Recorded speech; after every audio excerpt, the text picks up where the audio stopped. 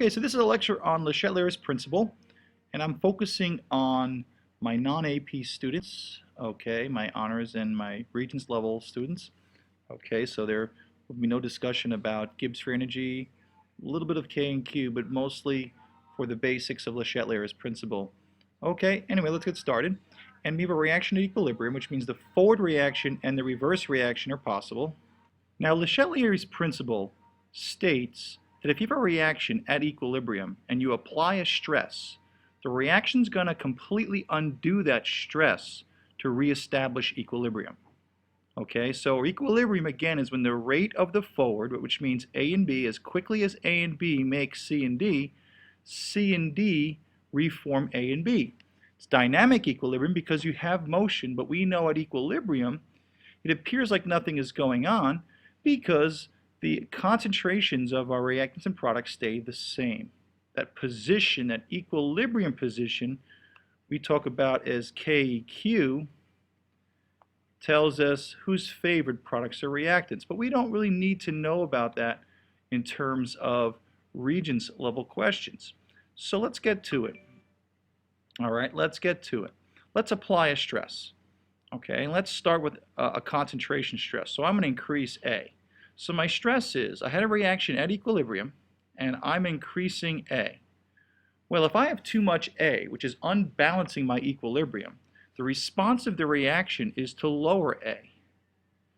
Now, how can it do that? Well, it either can do one of two things. It can make the forward reaction faster, and we say it shifts to the right, or it can only shift to the left, which means the reverse reaction is now going faster. Well, which makes sense. If I'm looking to lower A, or if the reaction is looking to rebalance itself into its equilibrium stable position, it's going to move so that it lowers A.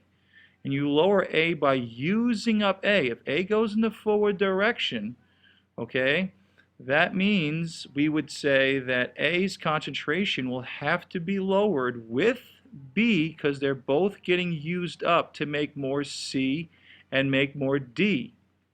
So the answer is the reaction shifts to the right, and you'll hear that word shifts, okay, to the right in this case, which means the forward reaction is now faster than the reverse.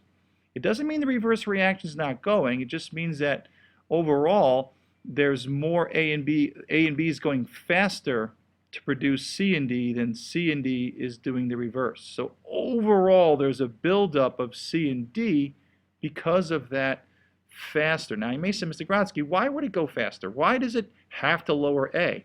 Remember, equilibrium is a stable position, and things tend to move towards stable positions. Think to be on the bottom of a cavern here, and here's my equilibrium position. Wherever that might be, okay, if you're not in the position, we move toward that position. Okay, now, if we look and we do another stress, and let's explain this a little bit differently. How can I explain this shifting to the right? Well, I can say this. If I add more A molecules, wouldn't they collide more with B? And since the rate of reaction, as we learn, is due to effective collisions, won't there be more collisions with B if there's more A to collide with? And of course there is. If you increase A is going to collide more with B, and therefore the rate, which was equal in both directions, now becomes faster in the forward. And then A, this extra A that we added, gets used up. These arrows are the initial changes after you add the stress. So we add A, and it shifts to the right to lower A, use it up. For going to the right, we're using up A, and that will lower A and make it get back into equilibrium. It's going to reestablish equilibrium, but the initial change is we say it shifts to the right, or the left to right reaction is now faster. Okay, so let's get rid of these arrows again. Oops, didn't want to do that. Okay, try that again. So get rid of these arrows. And I want to now get rid of this. Now, let's do another stress. All right, let's increase D. Too much D is added. Well, what's the response? Well, the reaction wants to balance itself, but you have too much D. So it wants to lower D.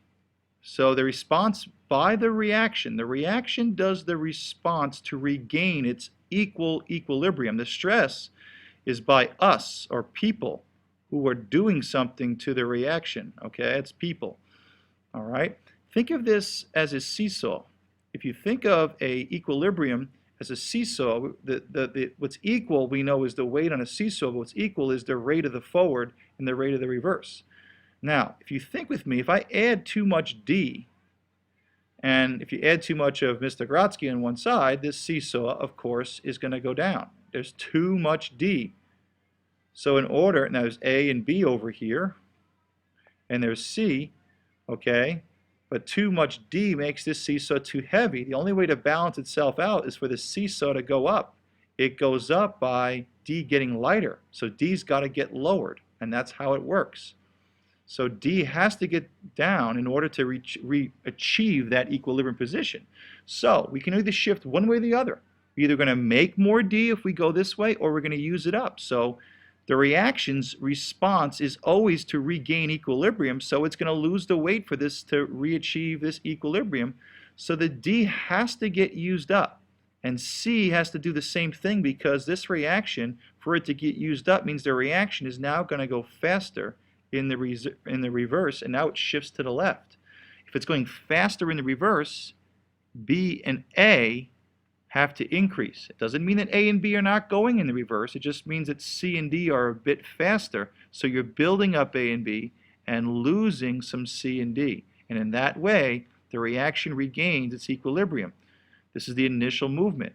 Now, it's Le Chatelier's principle. States that whatever stress we provide, the reaction is going to do the opposite to regain its footing. If I push you one way, think about a person. If I push you one way, you naturally want to do what? You respond naturally by pushing back the opposite way to regain your footing. If you don't push back with some body force in the opposite way of my force, you'll fall down. It's called a fight or flight response. Push you one way, your body pushes back the other way to prevent yourself from falling. So that reactions are doing the same thing. Let's add some more stress, different types of stress now. Okay, and you have to know where the shift is, and you have to know who's increasing and decreasing. And they're always going to increase and decrease on the same sides. Oh, Christmas. So I keep doing that, and that's not good. Okay, we'll try this one more time. Okay, so let's add another stress to the pile here. Let's decrease, let's say, B. If I decrease B, okay, make B, take some B out of the reaction container, well, what do you think the response is? It's going to increase B. How does it do that? Well, there's only two ways. It's either going to shift toward or shift away from it. How do I make more B? How does the reaction gain its footing and push back the opposite way? How does it do that?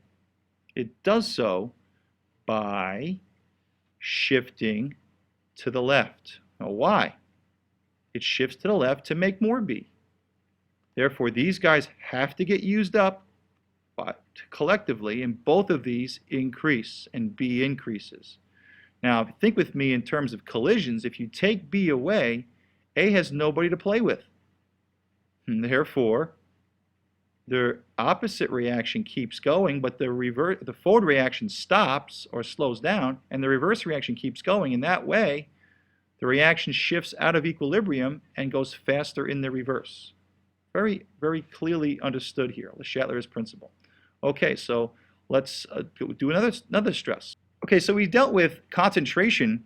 Let's do with energy. Let's put the heat on this side. Let's say the forward reaction is exothermic.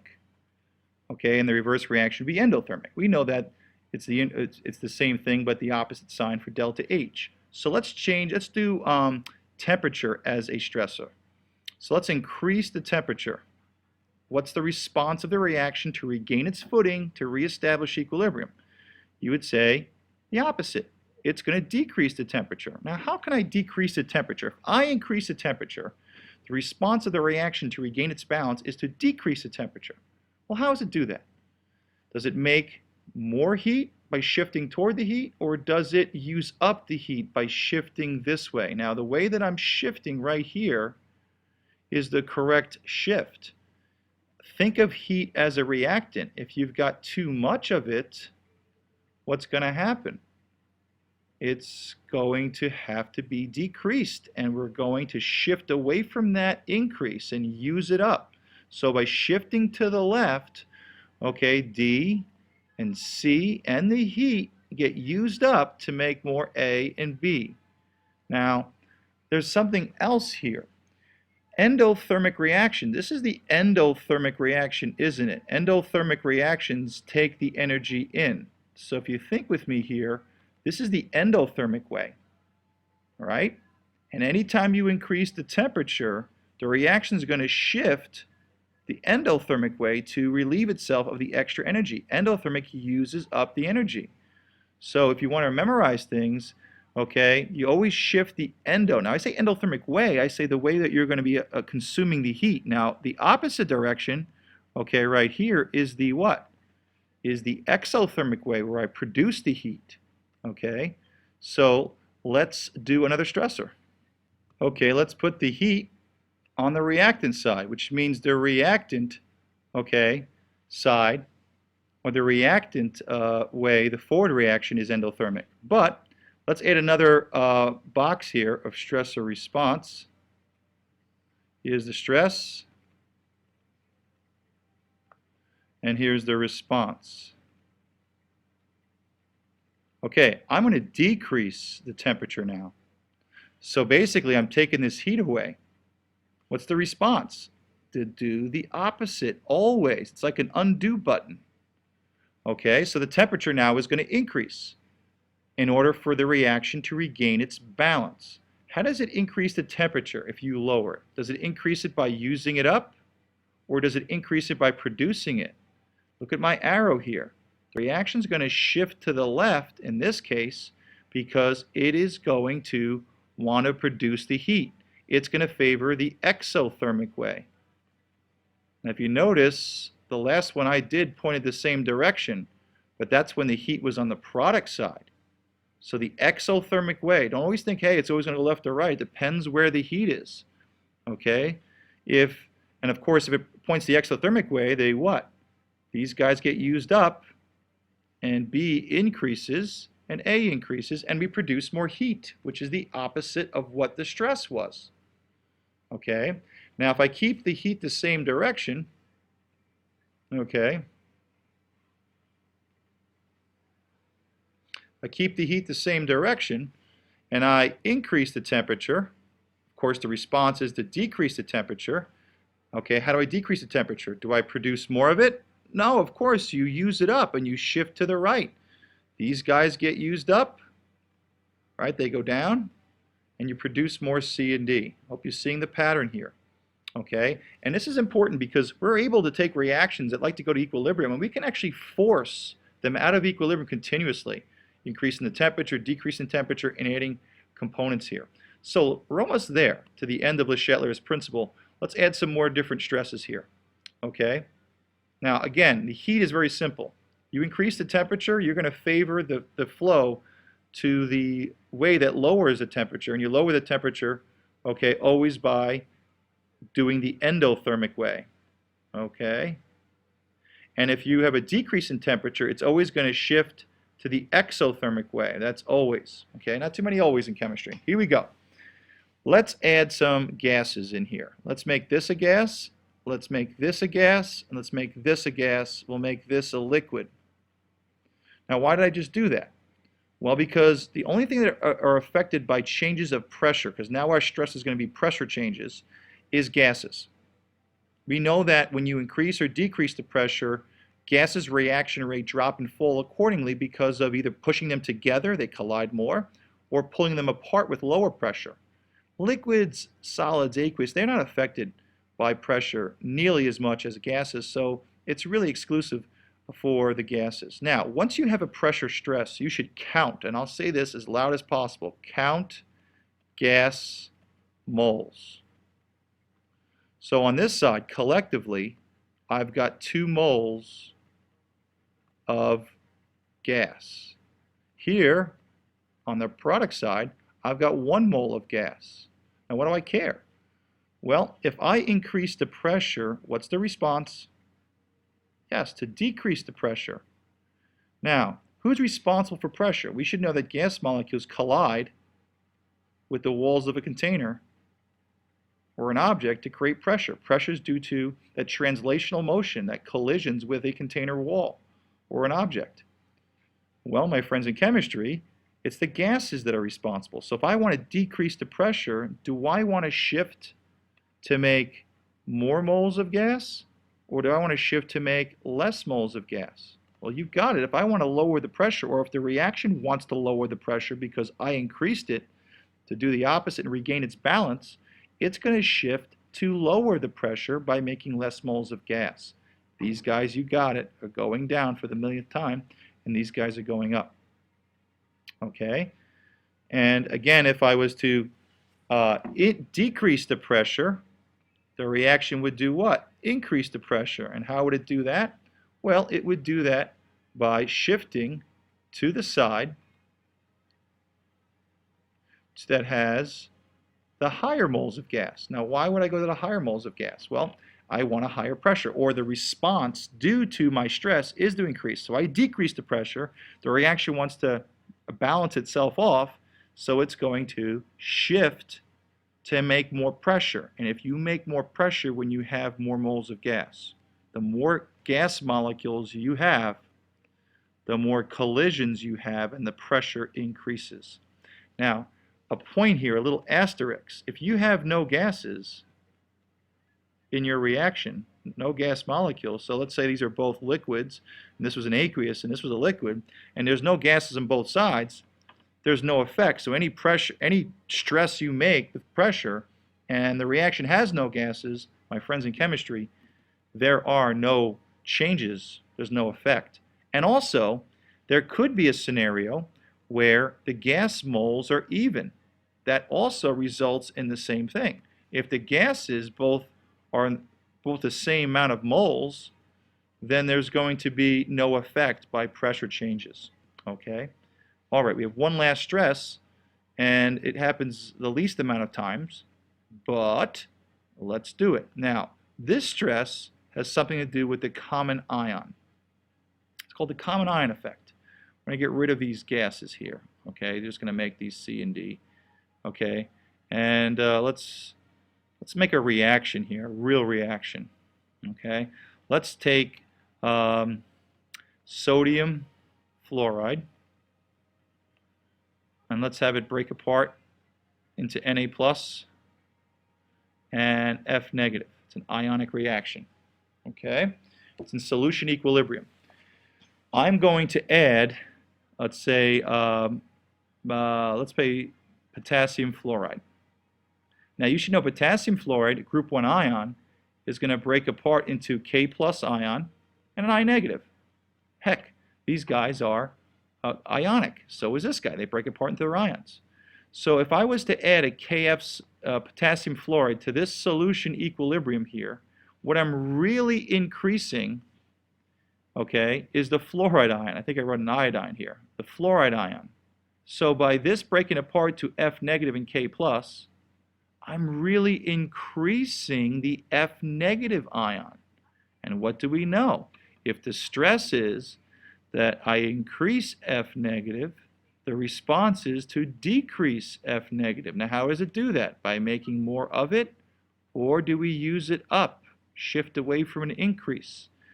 And that's what we would do here. This would decrease and these would increase. And what would happen is we would produce more precipitate, more solid would appear. So if you add a common ion, it's like adding more of another element that we have. Now if I added, let's say, magnesium chloride, this breaks apart into magnesium plus 2 and also breaks apart into chlorine ions.